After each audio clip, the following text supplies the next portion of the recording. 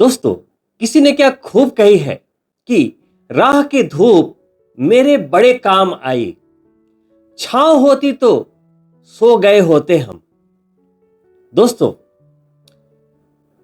जीतने वाले घोड़े को हार या जीत के बारे में कुछ भी पता नहीं होता। वो अपने मालिक के द्वारा दिए गए दर्द के कारण जीतता है, भागता है। वैसे ही हमारी जिंदगी है दोस्तों। कभी अच्छे ग्रहों के गोचर हमें आनंदित करते हैं और कभी कुछ ऐसे गोचर होते हैं जो हमें तकलीफ देने के लिए आते हैं।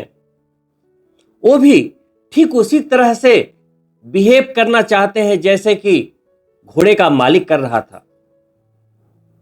नमस्कार, मैं डॉक्टर मुकेश एक बार फिर से आप सभी का हार्दिक अभिनंदन करता हूं आपके चैनल एस्ट्रो नक्षत्र 27 पर। और आज मैं आपके सामने उपस्थित हुआ हूं मई महीने के मासिक भविष्यफल और मार्गदर्शन को लेकर तुला राशि के जातकों के लिए।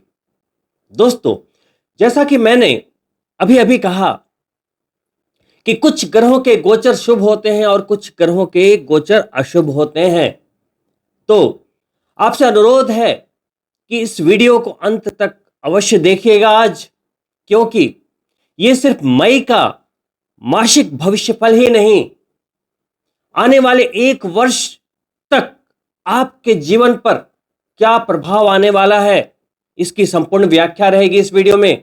आइए प्रारंभ करें और जानें कि वर्तमान समय में तुला राशि के जातकों के लिए ग्रहीय व्यवस्थाएं क्या कहती है। तो दोस्तों, आपकी जन्म चंद्रमा तुला से बड़े ग्रहों में अगर बात करें तो शनिदेव पंचम भाव में अपनी राशि में, मूल त्रिकोण राशि में, त्रिकोण भाव में आराम से बैठे हैं, अपने सकारात्मक फलों को दे रहे हैं। कोई भी समस्या मई के महीने में शनिदेव की तरफ से आप तक नहीं आने वाली।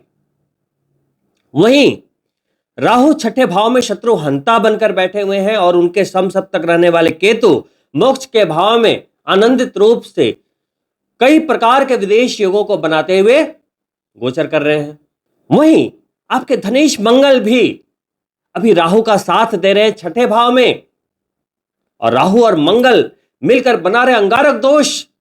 लेकिन यह अंगारक दोष जो कि एक विनाशकारी शक्ति है, वो आपके ऊपर नकारात्मक प्रभाव आंशिक रूप से डाल रही है, आपको थोड़ा इंपल्सिव बना रही है, लेकिन वो जलाकर खाक कर रही है आपके शत्रुओं को, आपके कर्जे को।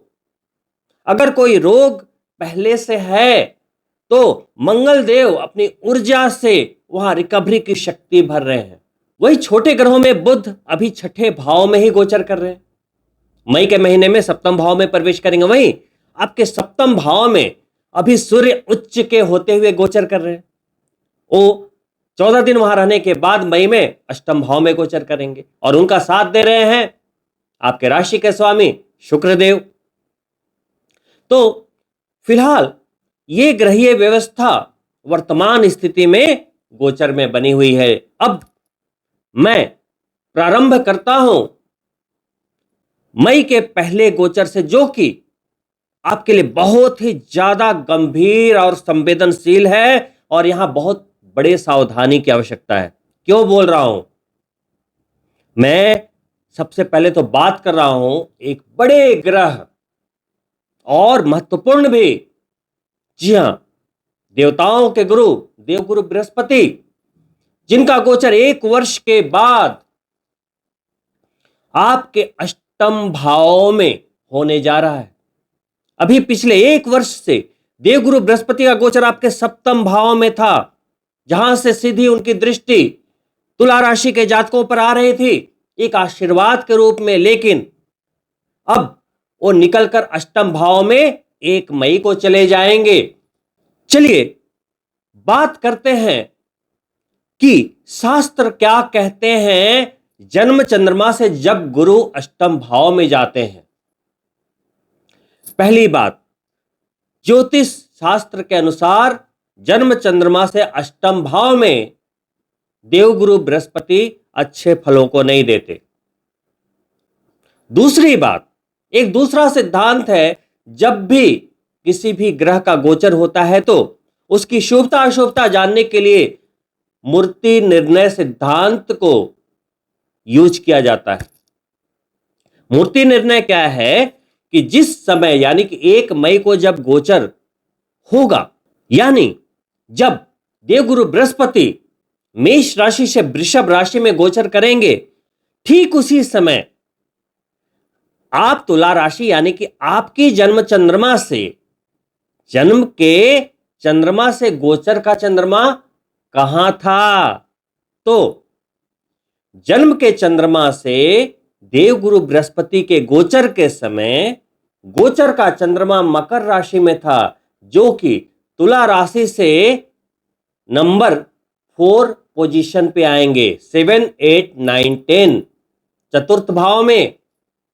तो इसको कहते हैं लौह मूर्ति, लौह का पाया, लोहे का, स्वर्ण, चांदी, ताम्र, और सबसे खराब जो होता है उसे कहते हैं लोहे का, जिसके परिणाम निकृष्ट होते हैं, बहुत ही अशुभ होते हैं। तो दोस्तों, अभी तक जो 2 बातें मैंने बताई, एक शास्त्र के गोचर सिद्धांत के अनुसार भी देवगुरु बृहस्पति का गोचर अशुभ है, और मूर्ति निर्णय भी इस पर अशुभता की मोहर लगा रहे हैं। यहां पर आपको एक बात समझनी होगी, और इस बात को समझ गए तो देवगुरु बृहस्पति के इस अष्टम भाव के नकारात्मक गोचर से भी आप पॉजिटिव फलों को निकाल सकते हैं, लेकिन यह पूर्णतः आपके हाथ में होगा। देखिए, 2 समीकरण मैंने बताए जो कि नेगेटिव थे, अब एक समीकरण है जो कि इसकी सकारात्मकता की ओर इशारा कर रहा है, वो है विपरीत राजयोग। जी हां दोस्तों, जैसा कि आप जानते होंगे कि देवगुरु बृहस्पति की जो 2 राशियां हैं आपके तृतीय भाव में और छठे भाव में जाते हैं, यानी कि देवगुरु बृहस्पति आपके तृतीयेश हैं और षष्ठेश हैं। और जब कोई अशुभ भाव का स्वामी अशुभ भाव में गोचर करता है तो गोचर के अनुसार वो विपरीत राजयोग बनाता है।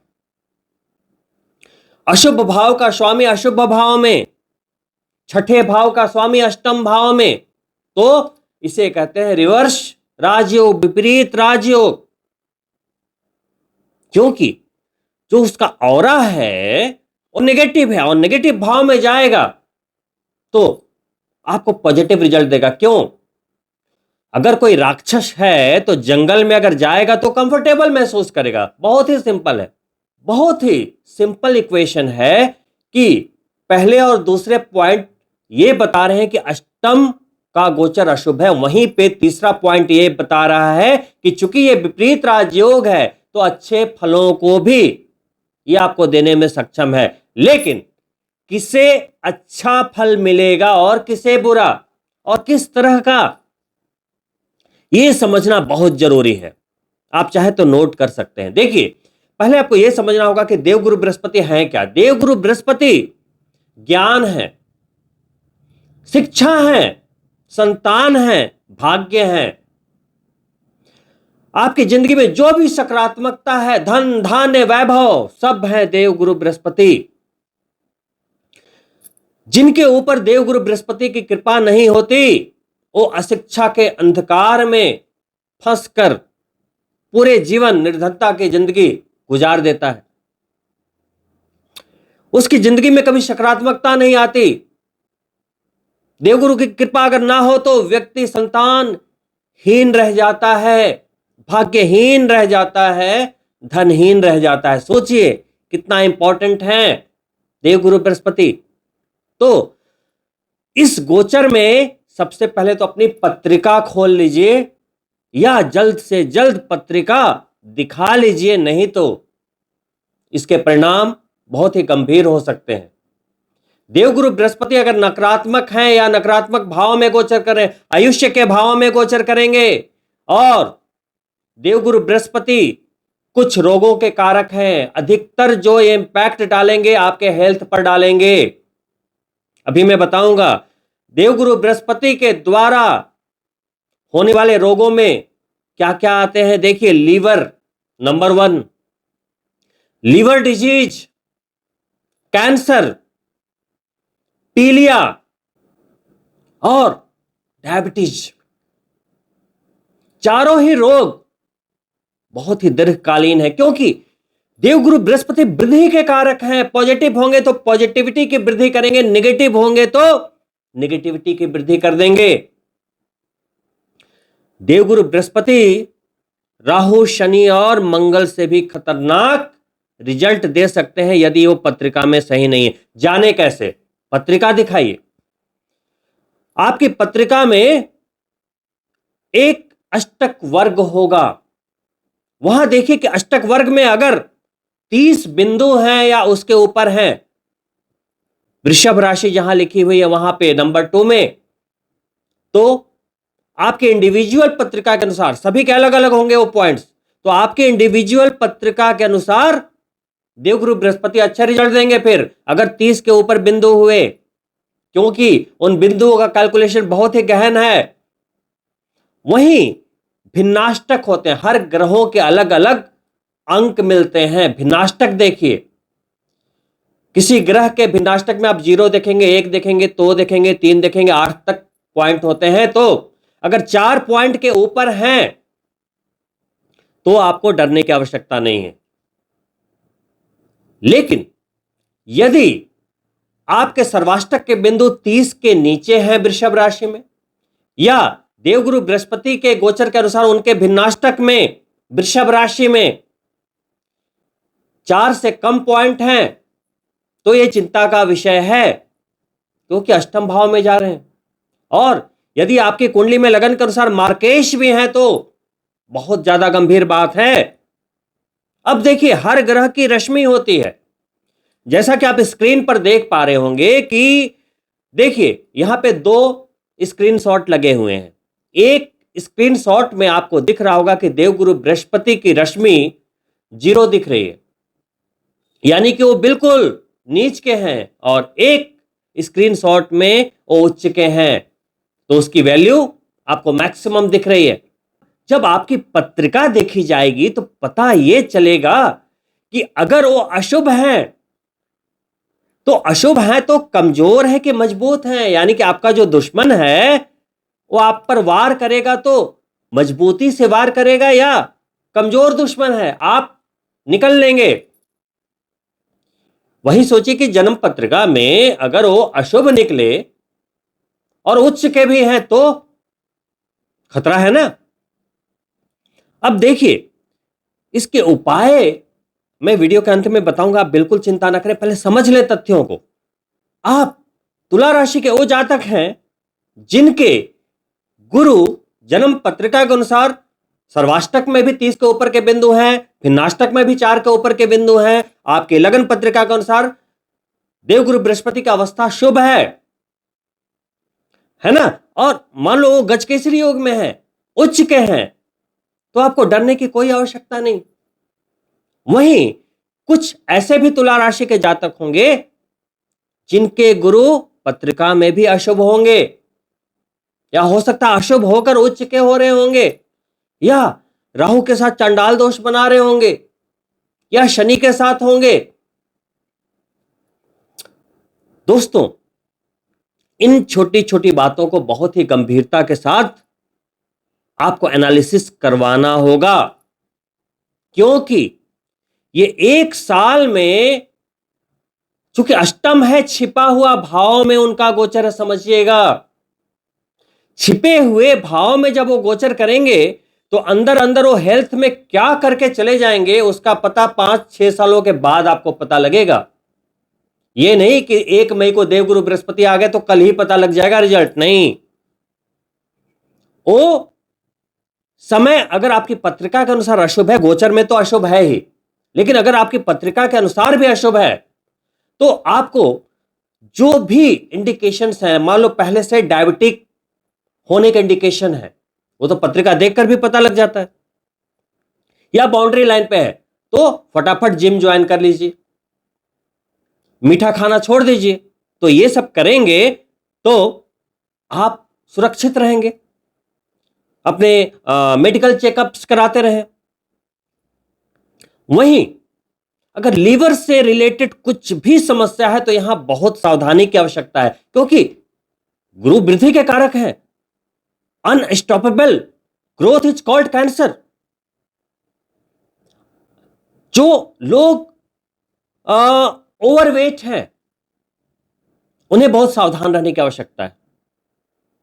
अपने वेट को कंट्रोल करें समय रहते ही। अगर फैटी लिवर है या स्टेज 1 में है, बहुत सावधानी की आवश्यकता है। और कुछ ऐसे भी हमारे भाई बहन हो सकते हैं जो कैंसर से फाइट कर रहे हो,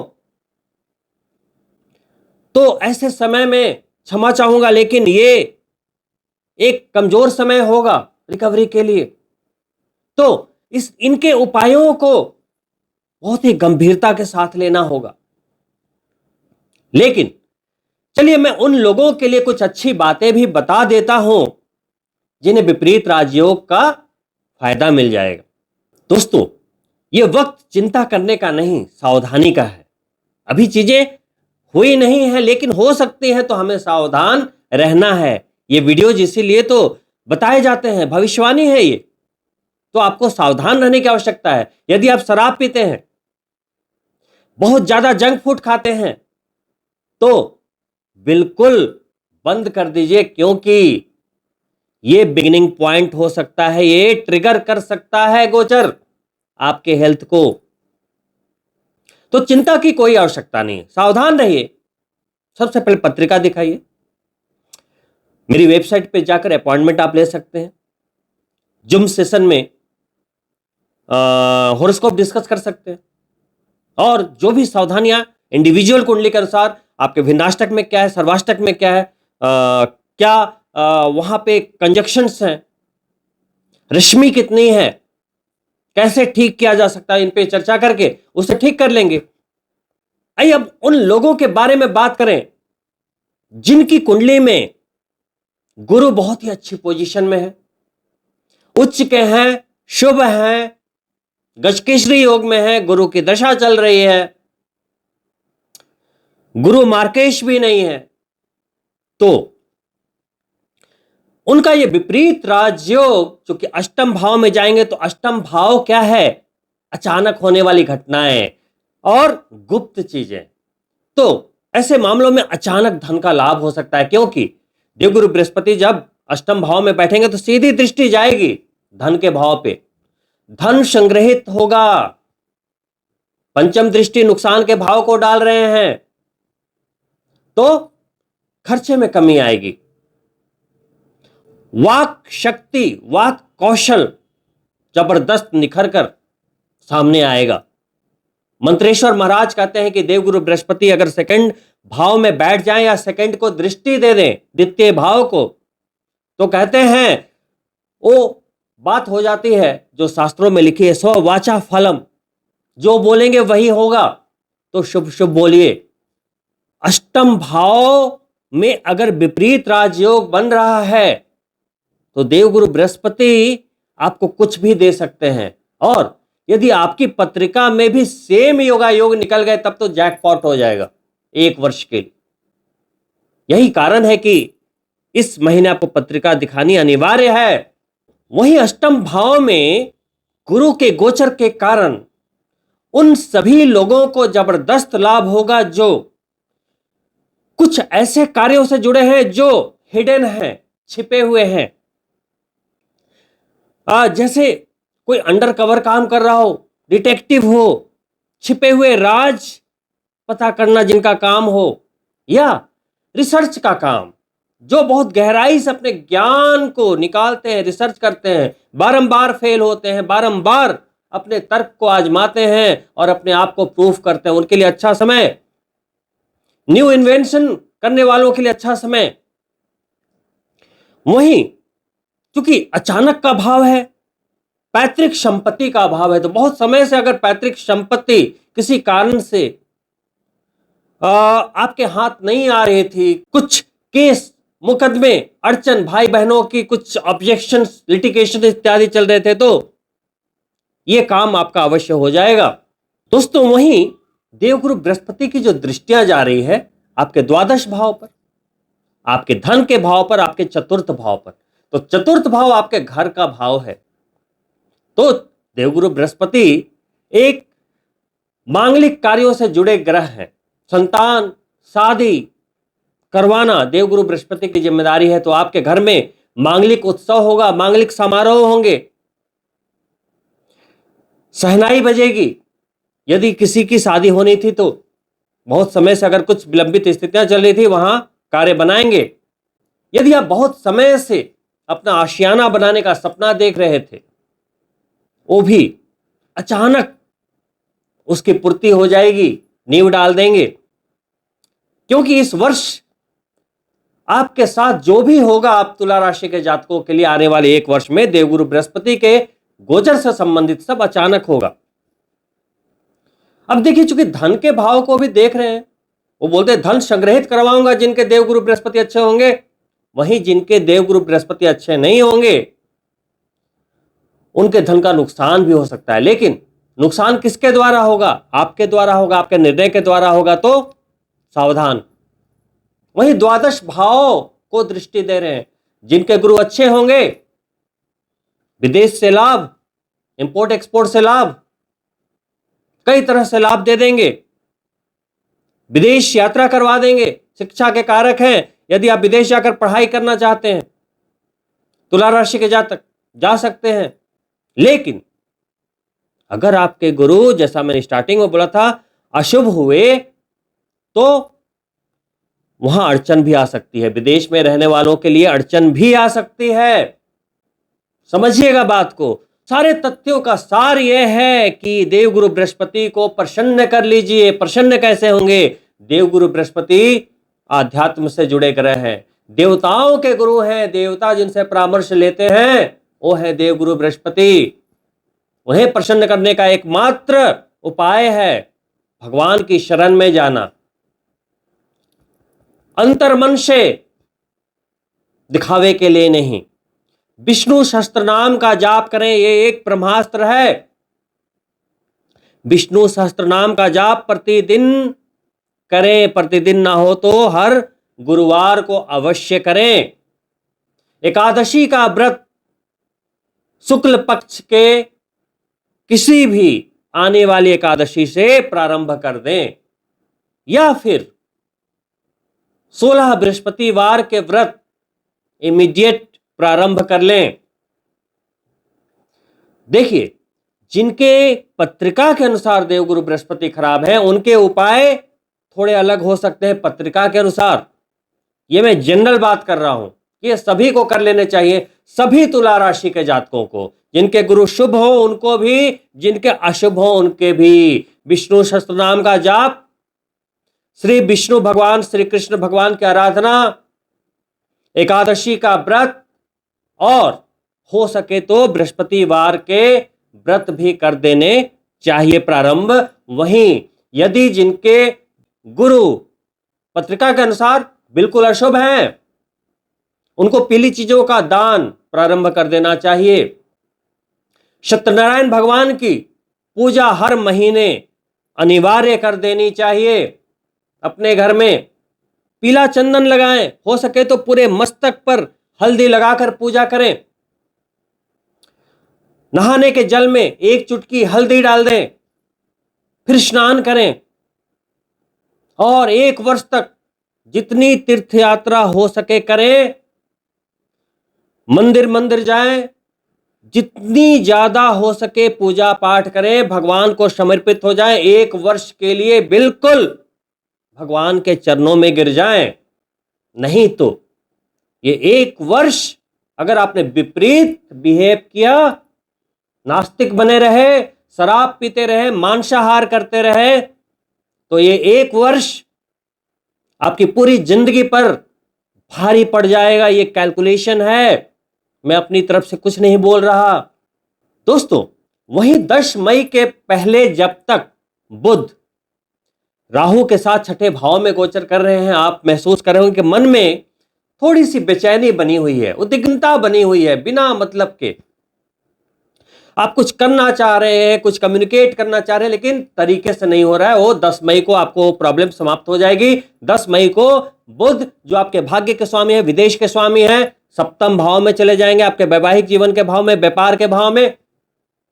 विदेश के कारक ग्रह व्यापार के भाव में, विदेशी कारोबार में वृद्धि हो जाएगी। इंपोर्ट एक्सपोर्ट कर रहे हैं, कोई भी कार्य कर रहे हैं विदेश में, आप कोई भी व्यापार कर रहे हैं, भाग्य बली हो जाएगा। इन चीजों के लिए बहुत ही अच्छा गोचर। और बुध जब सप्तम में आएंगे, तुला राशि को दृष्टि दे देंगे, बुद्धि के दाता हैं, दिमाग खूब चलेगा, व्यापार में खूब प्रगति करेंगे। फाइनेंस में अगर आप कहीं भी कोई बैंकिंग सेक्टर में, कम्युनिकेशन सेक्टर में बहुत बढ़िया परफॉर्म करेंगे। एस्ट्रोलॉजर हैं, बहुत बढ़िया परफॉर्म करेंगे। दोस्तों वहीं आपके लाभेश, आपके एटीएम, आपके हर तरह के लाभ के स्वामी अभी अपनी उच्च अवस्था में सप्तम भाव में ही गोचर कर रहे हैं। लेकिन ये 14 मई तक आपके 7वें भाव में रहेंगे, और जब तक रहेंगे कहीं ना कहीं वैवाहिक जीवन में थोड़ी बहुत, ज्यादा नहीं बोल रहा हूं, थोड़ी बहुत असंतुलन की स्थिति देखने को मिल सकती है। वाद विवाद होने की संभावना को बना रहे हैं। लेकिन 14 मई को वो भी निकल जाएंगे, अष्टम भाव में चले जाएंगे। अष्टम भाव में सूर्य का गोचर बहुत अच्छा नहीं बोल पाऊंगा, न्यूट्रल है। देवगुरु बृहस्पति के साथ युति करेंगे, लेकिन दोनों भले ही गोचर की स्थिति वहां पे अच्छी नहीं है, लेकिन दोनों पवित्र पावन ग्रह हैं। आयुष्य आपके हेल्थ का भाव है, आयु का भाव है। बस आपको करना यह है कि जिस चीज से आपको खतरा हो, जिस जगह आपको खतरा हो, वहां पर सावधानी रखनी है। खतरा कब होता है? जब मैं गाड़ी ड्राइव कर रहा हूं, घाटियों में गाड़ी ड्राइव कर रहा हूं, कहीं डेंजरस जगह पे गाड़ी ड्राइव कर रहा हूं, बहुत भीड़ भाड़ में कर रहा हूं, अंधेरे में कर रहा हूं, नाइट जर्नी कर रहा हूं कहीं, तो वहां पे सावधानी रखेंगे। जहां लाइफ थ्रेट हो वहां सावधानी रखेंगे, या अभी 1 वर्ष तक परहेज करेंगे कोई भी ऐसा रिस्क लेने के लिए जहां लाइफ थ्रेट हो। सूर्यदेव के अष्टम भाव में जाने के कारण, चूंकि वो लाभेश है, तो अनेकों लाभ की स्थितियों को भी दिखा रहे। अचानक कुछ डील्स मिल जाएंगे, अचानक प्रमोशन होने की गुंजाइश हो जाएगी। लेकिन अष्टम भाव में जब सूर्य जाते हैं, पहले 14 मई तक तो बहुत बढ़िया है, प्रशासन का सहयोग मिलेगा, बॉस के साथ बहुत बढ़िया बनेगी, ऑफिस में सारा वातावरण बढ़िया रहेगा। लेकिन 14 मई के बाद बॉस आपकी बातों से बहुत ज्यादा सहमत होते हुए नहीं दिखेंगे। कहीं ना कहीं थोड़ी सी स्थितियां असंतुलित होंगी, लेकिन जैसे ही फिर अगले भाव में जाएंगे स्थितियां ठीक हो जाएंगी। अब अंतिम गोचर के रूप में आपके राशि के स्वामी शुक्रदेव अभी 7वें भाव में गोचर कर रहे हैं। उन्होंने ही संभाला हुआ है अभी आपके वैवाहिक जीवन को, उनकी दृष्टि आपके ऊपर आ रही है। माइंड में परफेक्शन बहुत बढ़िया है। अभी आप आगे की प्लानिंग अगर आप करेंगे तो आप देख रहे होंगे काफी अच्छा आपका माइंड बिहेव कर रहा है। भले ही बुध के 6ठे भाव के गोचर के कारण कम्युनिकेट नहीं कर पा रहे हो, लेकिन अभी माइंड बहुत अच्छा वर्क कर रहा है। दोनों में अंतर है। अगर आप गहराई से सोचोगे अपने बारे में तो आपको जवाब मिल जाएगा। अष्टम भाव में शुक्र देव का गोचर शास्त्रों के अनुसार बहुत बढ़िया होता है। धन संपत्ति के लिए बढ़िया बोला गया है, प्रसन्नता के लिए बढ़िया बोला गया है, सुख समृद्धि बढ़ाता है, रोग से मुक्ति करता है, भय से मुक्ति देता है। ये शास्त्रों की लाइन है जो मैंने आपको बताया। तो दोस्तों ये थे आपके मई महीने के गोचर। गोचर तो होते रहते हैं, लेकिन कुछ गोचर ऐसे होते हैं जिनके बारे में आपको अवश्य जानकारी होनी चाहिए, और उसकी गंभीरता के बारे में भी आपको अवेयरनेस होनी चाहिए। बाकी सूर्य, चंद्रमा, शुक्र, बुध, मंगल के गोचर हर महीने होते रहते हैं। स्थितियां अगर नेगेटिव भी हुई, इमीडिएट फिर अगले महीने पॉजिटिव हो जाती है, तो वो आपको ज्यादा नुकसान नहीं करती। लेकिन बड़े ग्रहों के गोचर जैसे शनि, राहु, केतु और बृहस्पति के गोचर में खास रूप से ध्यान रखना चाहिए। तो अपनी कुंडली की विवेचना कराएं और हर तरह के नकारात्मक चीजों से अपने आप को मुक्त कर लें। कोई दोष है उसका उन्मूलन करा लें। बृहस्पति कमजोर हैं, लग्न पत्रिका के अनुसार पुखराज धारण कर सकते हैं अगर आपको सूट कर रहा है तो। या मैंने जो भी आपको उपाय बताए वो आपको इमीडिएट स्टार्ट कर देने चाहिए, और जब आप पत्रिका दिखाएंगे और उस समय आपको कुछ कस्टमाइज आपके अनुसार इंडिविजुअल उपाय बताए जाएं, वो अवश्य कर लीजिएगा। तो दोस्तों अंत में एक छोटी सी स्टोरी के साथ मैं इस वीडियो का अंत करना चाहूंगा। दोस्तों एक समय एक महात्मा हुआ करते थे, तो लोग कहते थे कि ये डायरेक्ट भगवान से बात करते हैं। तो एक बहुत अमीर व्यक्ति था, अरबपति। तो महात्मा जी के पास पहुंचा और बोला कि महात्मा जी, आपकी तो भगवान जी से बात होती रहती है, तो इस बार जब आपकी बात हो तो उनसे आप कह देना कि मुझे अब और ना दे। बहुत कुछ उन्होंने दिया, और ना दे। तो महात्मा जी ने बोला कि ऐसा क्यों? बोला नहीं नहीं, बहुत हो गया, अब मुझे किसी चीज की चाहत नहीं है। धन दौलत, घर गाड़ी, ऐशो आराम, पत्नी बच्चे, सब कुछ लाइफ में सेटल्ड है, बहुत ज्यादा है, अब और नहीं चाहिए। बोले ठीक है, मैं बोल दूंगा भगवान को कि तुम्हें और ना दे। फिर एक भिखारी उनकी बातें सुन रहा था, तो वो बोला कि मेरे बारे में भी थोड़ा पूछ लेना कि वो मुझे कब देंगे। सिर्फ मेरे पास एक इकलौता कपड़ा है और एक कटोरा। तो कुछ दिनों के बाद महात्मा जी दोबारा उनसे मिले, तो उस अमीर व्यक्ति ने पूछा कि महात्मा जी, क्या आपने भगवान को मेरा मैसेज दे दिया? तो महात्मा जी बोले कि हाँ, दे दिया। तो सेठ जी पूछे कि क्या बोला भगवान ने? तो महात्मा जी बोले कि भगवान ने कहा है कि आप थैंक यू कहना बंद कर दो, शुक्र करना बंद कर दो, मैं देना बंद कर दूंगा। तो वो सेठ गुस्से में आ गया, बोला कि आप कैसी बातें करते हो महात्मा जी?